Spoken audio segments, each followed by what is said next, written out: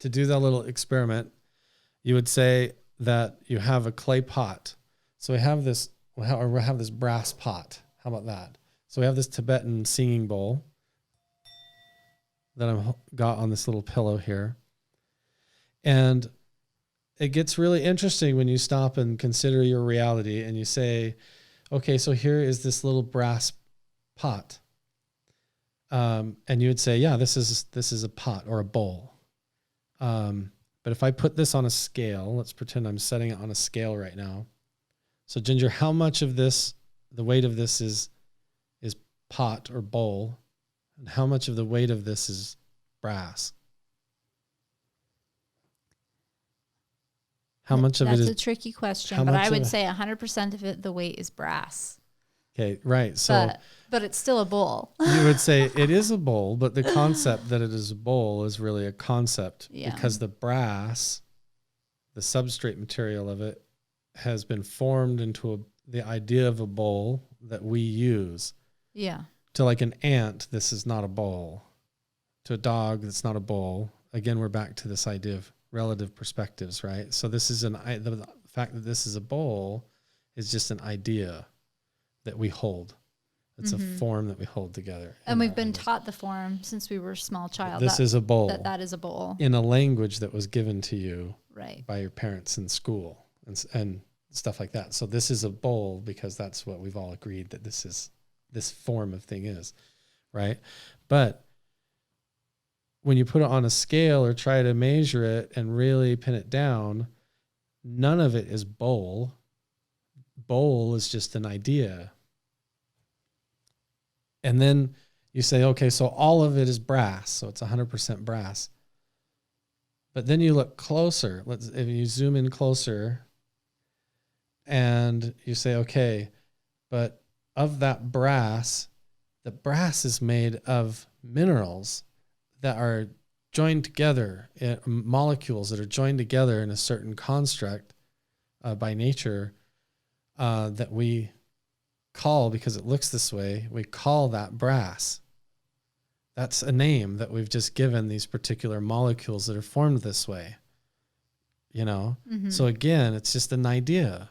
So even the brass, how much of it is molecules and how much of it is brass if we put it in a measuring device that can split that up. So how much of it is actually brass and how much of it is the molecules, those minerals and molecules together.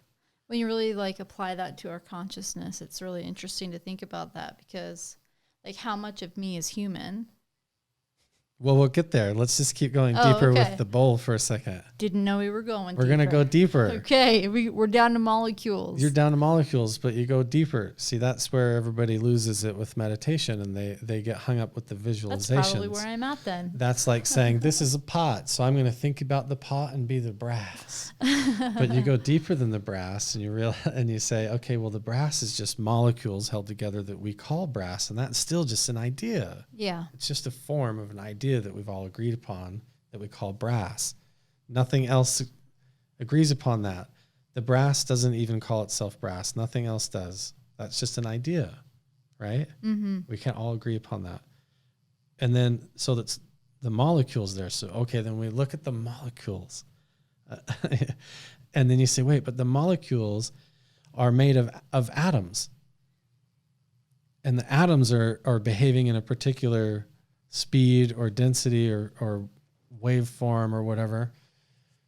And this idea of molecules is, again, just an idea that we've all agreed upon.